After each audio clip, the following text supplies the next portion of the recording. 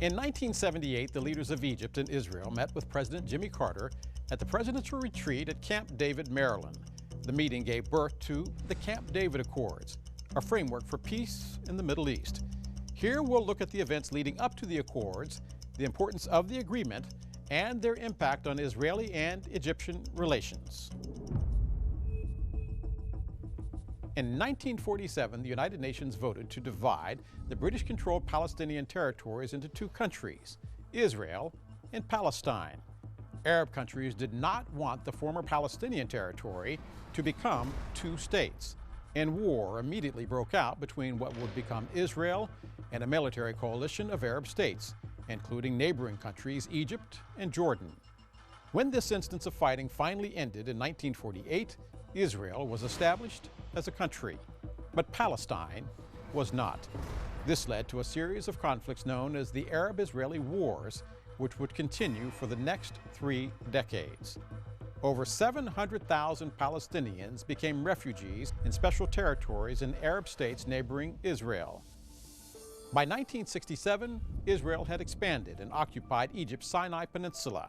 This was a great economic and political loss for Egypt. The Sinai Peninsula bordered the eastern bank of the Suez Canal, one of the most heavily trafficked maritime trade routes in the world. Then, in 1970, in the midst of Egypt's economic struggle, Anwar el-Sadat became the president. Sadat ordered an attack on Israel on the Jewish Yom Kippur holiday in 1973 in an attempt to regain territory and convince Israel of Egypt's power. Israel claimed a military victory fending off the Egyptian attack, but the war also highlighted the need for a more stable peace between the two countries. In 1974, leaders from both countries signed the first Egyptian-Israeli disengagement agreement, which included returning part of the Sinai Peninsula to Egypt. Then, with the goal of creating a permanent peace with Israel, Sadat traveled to Israel's ally, the United States, in 1975. The peace efforts moved slowly. Sadat even visited Israel in 1977, but by 1978, a permanent agreement still had not been worked out.